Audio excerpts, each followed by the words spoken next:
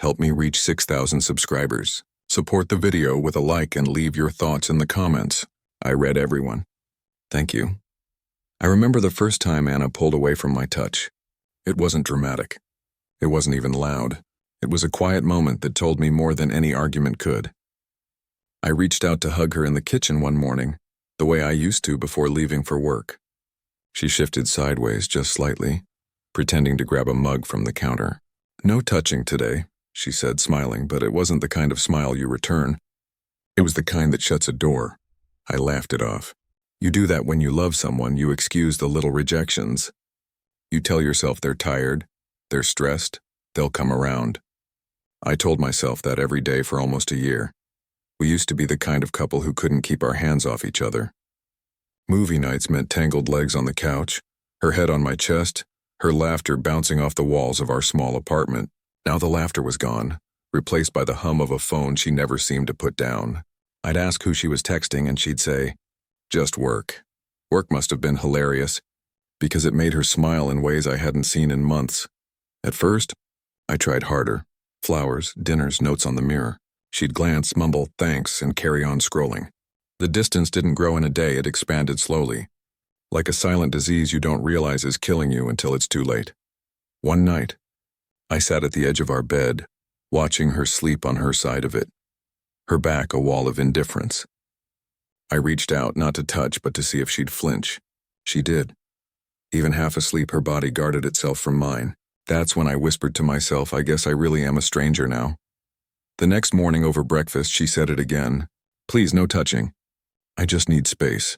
Her tone was polite, clinical, like she was asking a coworker not to stand too close in an elevator. Something in me clicked then, not anger, not sadness, just a kind of quiet understanding. You can't beg someone to want you. Love doesn't respond to pleading. It dies from it. For weeks, I played the role of the ghost husband, helpful, calm, invisible. I did the dishes, fixed the leaky tap, paid the bills.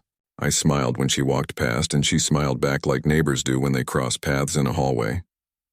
The silence between us became comfortable for her, unbearable for me. Then came the text. I was working late one evening when my phone buzzed. It was Anna. "Don't wait up." Dinner with coworkers. There was a time I'd have believed that. Now I just stared at the message until the words blurred. I didn't respond. I didn't need to. That night, she didn't come home until after midnight. When she finally walked in, she didn't offer an explanation. She didn't need to. The perfume she wore wasn't hers. The next day, she tried to make small talk over coffee as if nothing had happened. I watched her lips move, words spilling out about errands and groceries, and all I could think was how easy it was for her to lie to someone who once knew every truth she ever told. I wanted to confront her. God, I wanted to. But something stopped me. The realization that confrontation wouldn't fix what had already rotted. There's no point shouting at a storm. It doesn't hear you anyway. So I decided to become the man she already saw me as. A stranger. I stopped trying to fix us. Stopped chasing moments that weren't coming back. I started waking up early, going for runs, coming home late. I didn't announce my plans or ask about hers. I just existed beside her, not with her. A week later, she noticed. "You've been quiet lately," she said one evening, her voice uncertain. I smiled. "Just giving you the space you wanted." Something flickered in her eyes. Maybe guilt, maybe confusion. But it was gone before I could name it. For the first time in months, I felt peace. It's strange how calm you become when you stop fighting for someone who doesn't fight for you. Peace didn't mean happiness. It meant acceptance. It meant sitting across from Anna at dinner, the sound of cutlery filling the space where love used to live, and feeling nothing. She still talked about her day, her meetings, her co-workers. I listened the way you listen to an unfamiliar podcast, polite interest, no attachment. The woman in front of me wasn't the one I'd married. She just had her face. 2 weeks later, she tried to reach for my hand. Maybe it was habit, maybe it was guilt. But it was the first time she'd touched me in months. I looked down at her fingers resting lightly on mine, and all I felt was distance. "Not today," I said softly. "No touching." Her hand froze. She blinked like she didn't understand. I smiled, kindly, calmly, the way she used to when she said it to me. For the first time, I saw the realization in her eyes. That's what silence does. It reflects. All the space she'd carved out for herself had finally turned into a mirror, and now she had to look at it. Over the next few days, she began to act different. The same woman who once avoided me now hovered nearby. She made my favorite meals, laughed too loudly at nothing, asked if I wanted to talk, but it wasn't conversation she wanted. It was reassurance, proof that I still cared enough to stay. And that's the thing about pulling away from someone's warmth. Eventually, you notice how cold the air is without them. One night, she broke. "Ethan," she said, standing in the doorway of our bedroom. "What happened to us?" I looked up from the book I wasn't really reading. "You did," I said. "You said no touching, and I listened." She shook her head. "You're being cruel." "No," I said quietly. "I'm just being what you wanted." A stranger. Tears filled her eyes, and for a second, the woman I used to love appeared again. Raw, human, desperate. I wanted to hold her, but not out of love. Out of memory. And I knew that wasn't enough anymore. She whispered, "Can't we fix this?" I closed the book and stood. You can't rebuild something you've already burned for light. That night I packed a bag. Not because of anger, not because of pride, because the man who'd once fought for her no longer existed. When I walked out, she didn't stop me. She just stood there, arms wrapped around herself like she was finally feeling the same cold I'd lived in for a year.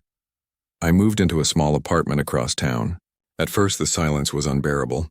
I kept expecting her texts, her calls, the arguments that used to break the monotony, but nothing came.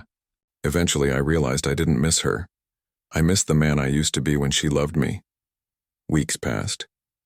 I started running again, cooking for one, reading the books I'd once abandoned. The loneliness began to feel like peace, the quiet like freedom. Then one morning I saw her name flash on my phone. "Can we talk?" I stared at the message for a long time, thinking of all the nights I'd begged for those words. But that was before I learned the hardest truth. Sometimes closure isn't a conversation. It's the silence that follows. So I didn't reply. Instead, I put the phone down, stepped outside, and felt the sun on my face. For the first time in years, it didn't feel like something I was missing. It felt like something I'd found. A few days later, I mailed her a letter. Not an apology, not a goodbye, just the truth she once taught me. You said no touching, so I learned how not to reach. You wanted space, so I learned how to live in it. You forgot us, so I remembered me. I signed it simply, Ethan. Months later, I heard through mutual friends that she'd moved out of the old house. Apparently, she'd told someone. He just stopped loving me. She was wrong, though.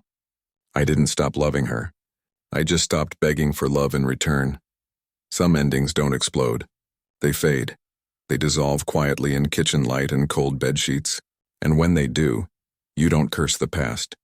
You thank it for teaching you the value of your own peace. So when people ask if I'd ever take her back, I smile. Because the truth is, once you become a stranger to someone, there's no going back to being theirs again. There's just learning to be your own. No more us, I whispered to myself that morning as I closed the door behind me. And for the first time in a long time, the smile that followed wasn't forced. It was free.